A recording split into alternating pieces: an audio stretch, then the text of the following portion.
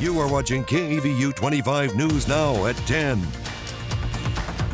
Good evening and thank you for joining us. I'm Amaya Norman. Trenton Whiting has the night off.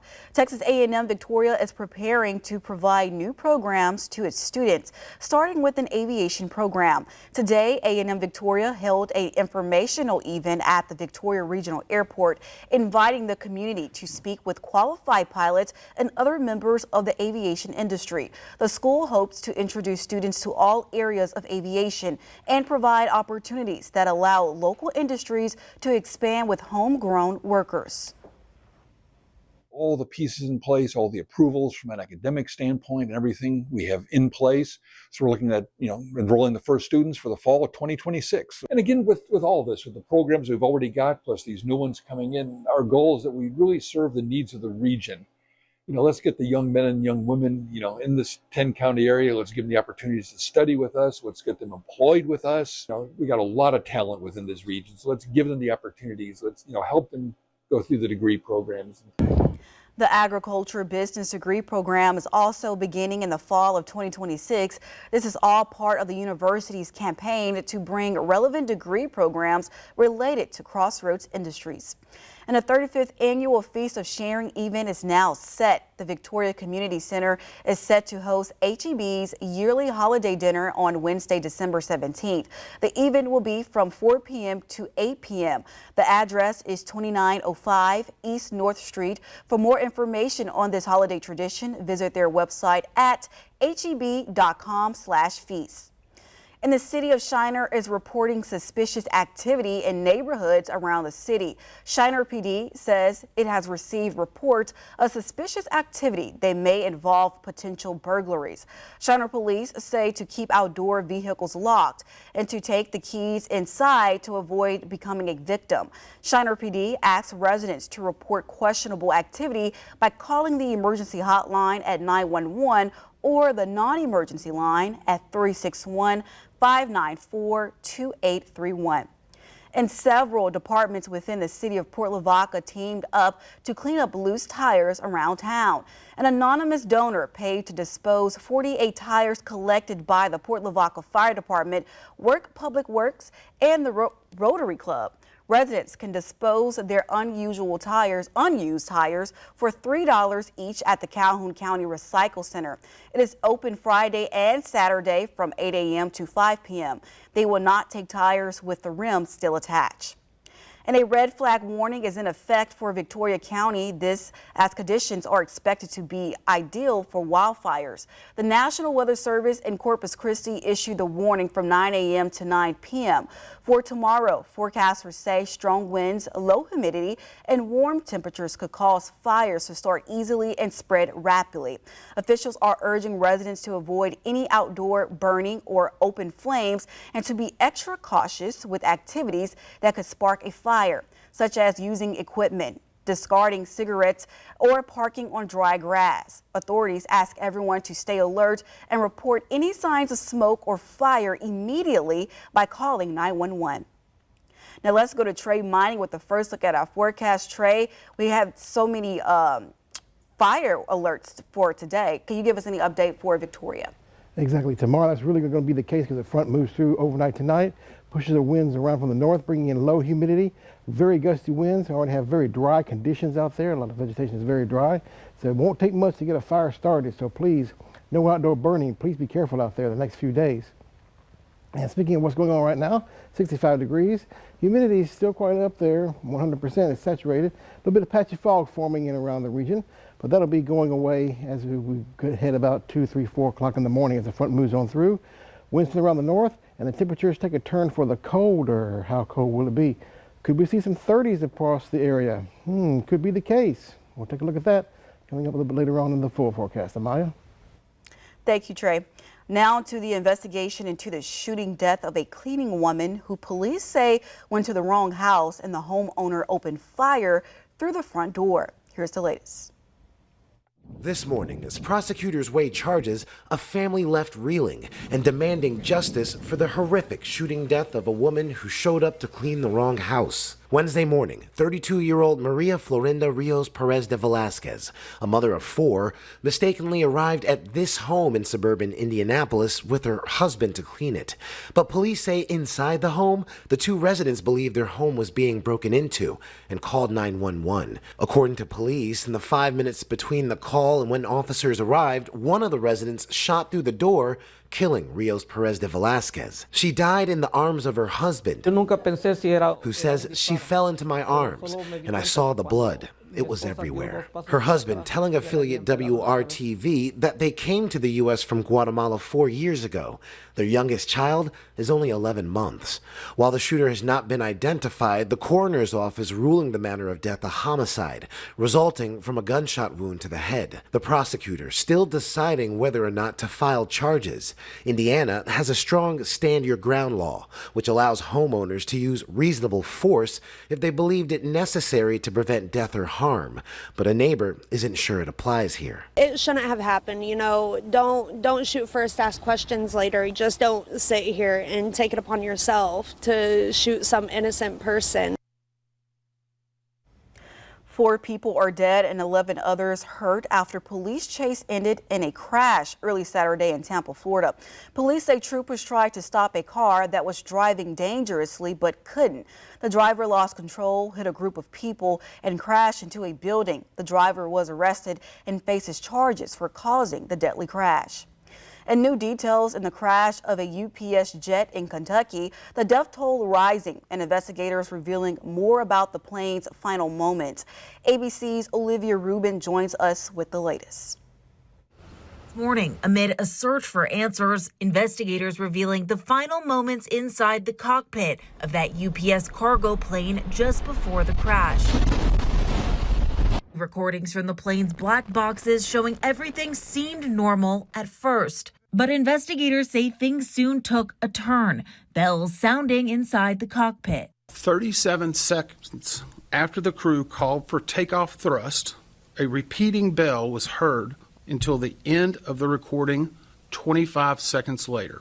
The crew engaged in efforts to attempt to control the aircraft before the crash. One of the mysteries that the NTSB will have to solve is why was the crew unable to control the flight to get it to continue in flight? And that is probably something that was related to the explosion of the engine on the left wing.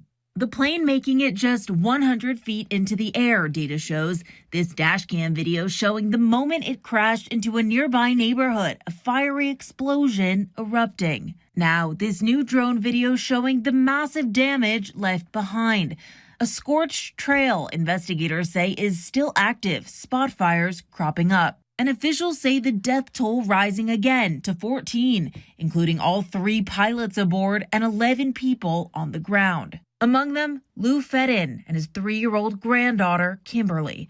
They were at a scrapyard nearby to collect metal. The death toll still expected to rise more, multiple people still unaccounted for. ABC's Matt Rivers spoke with Sean Garber, who said at least 3 missing workers were trapped inside his scrap metal recycling facility. In the voices of those family members that you spoke to, what did you hear? Sadness, confusion, anger, broken hearts. The Mega Million jackpot is nearing $1 billion. There were no tickets that match all 6 numbers during Friday night's drawing. That means the $900 million prize is still up for grabs. It also happens to be the 8th largest jackpot in the game's history. The next drawing will be Tuesday. The last time someone won the jackpot was on June 27th. For more local news, content, weather, and sports, come to our website at crossroadstoday.com. And if you see news happening, let us know. Call the number on your screen to contact our newsroom or email us your tips at staff@crossroadstoday.com. The government shutdown hits day 39. What lawmakers are doing this weekend to try and end the deadlock on Capitol Hill. Next. It was hot today, no doubt about it. Take a look at this. Our official high in Victoria was 90 degrees. Missed the record high by 1 degree, which was set last year. And lows, not too low, but this will be going away in a pretty big way coming up overnight tonight as front moves on through, and we cool down. Getting mighty chilly coming up. I'll give you details in the full forecast.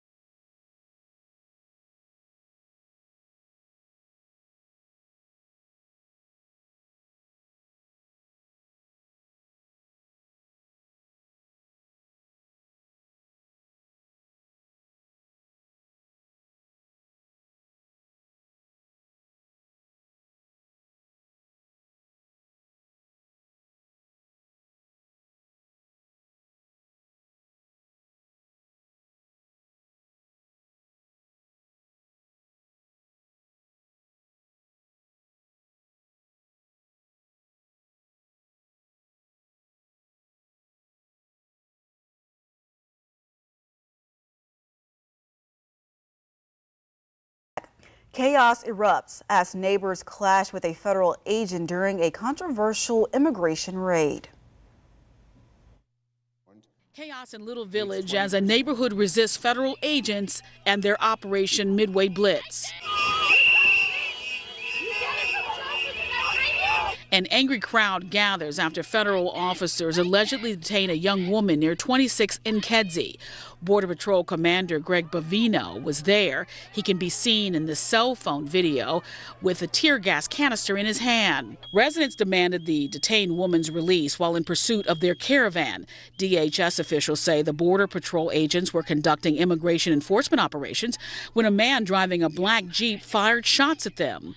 25th Ward Alderman Byron Sigcho Lopez says cell phone video recorded by a resident shows something different. It's very clear. They came out of the vehicles, pointed weapons, and they used tear gas at people. Moments later, a Chicago police officer who had been called to the intersection for crowd control was hit by a car. He was taken to an area hospital. CPD has not updated his condition. More chaos ensues when residents say CPB agents used tear gas to take another person into custody near 26th and Pulaski, all under the watchful eye of the agency's helicopter. It's just been terrible to see what ICE is doing to our communities. We're scared for our neighbors. We're scared for our friends. This afternoon, warning whistles and vehicle horns once again blared as neighbors say federal agents attempted unsuccessfully to detain a man and his 11-year-old niece near 25th and Sawyer. Tensions flared after CPD once again was called for crowd control when federal agents left after claiming a vehicle rammed their SUV. A new study says a gene editing medicine may help lower high cholesterol. In a small test with 15 people, one dose cut bad cholesterol and triglyceride by a half. Doctors say side effects were small and they plan to test the medicine on more people. The results were shared in the New England Journal of Medicine and at a health meeting. The government shutdown is now stretching into day 39. It's the longest on record. On Friday, the Senate failed to pass a bill that will pay federal workers who have to show up for work during the shutdown. Senators are expected to continue to meet through the weekend, but as the shutdown drags on, Jen Sullivan explains the impact it's having on millions of Americans. Will come to order. The Senate back in session Saturday as the government shutdown settles into a sixth week with no end in sight. Instead of governing, Republicans are playing games with people's livelihoods. Senate Minority Leader Chuck Schumer proposed a plan Friday to reopen the government if Republicans agree to extend health care tax credits by 1 year. Those subsidies help lower health insurance costs for millions of families, and they're set to expire at the end of the year. But Republicans are worried they're too costly. Republicans are not about to further burden taxpayers by blindly extending a flawed program. Caught in the middle of the gridlock on Capitol Hill, the American public. Millions of federal workers are not getting paid. TSA agents and air traffic controllers are still expected to come to work, but many are calling out. They don't have the means to come to work. They're calling in because they can't put gas in their car or they can't afford to pay for daycare. The sick calls are causing staffing shortages at airports and aviation support facilities across the country. Each FAA facility has a minimum staffing level. They have to have this in place or regulatorily they cannot operate. The FAA says it will gradually reduce air traffic by up to 10% by November 14th at 40 major airports. The decision could cut thousands of flights a day. It's already having a major impact on travel, stranding passengers. The whole board. There were so many cancellations. We can always rent a car, take the Amtrak. As of 3 p.m. Saturday, more than 4,200 flights had been delayed and more than 1,000 flights canceled, according to FlightAware. I'm Jen Sullivan reporting. The Senate held a rare Saturday session, but Democrats blocked a bill that will pay federal workers during the shutdown. In the meantime, workers remain unpaid, airlines are canceling flights, and SNAP benefits are delayed for millions. President Trump says he won't compromise on a plan that extends Affordable Care Act tax credits. Lawmakers still haven't reached a deal. Experience our digital streaming service Crossroads Today Plus. Stream our daily newscasts and much more using your connected TV. Just download Crossroads Today Plus on your Roku, Amazon Fire TV, Apple TV, or Android TV. Search Crossroads Today Plus. We're looking at a few areas of seeing some fog in the next few hours, especially from US 59 southward toward the coast. Half-hour visibilities or so. But notice as we go through about 4 a.m., all the fog is pushed out into the Gulf. The front moves through, winds turn around the north, becoming very gusty, and the temperatures drop. How cold will it get? Find out next in the forecast. Here's a look at what you can expect on this week's show. We hear from the Victoria ISD, Keep Victoria Beautiful. We learn about a turkey trot, and we also hear from Animal Services. If you have somebody that's elderly, that's worried about falling or tripping, we want them to feel safe in their neighborhood. You should be able to ride a bike or walk down any street in Victoria and not worry about getting chased by dogs.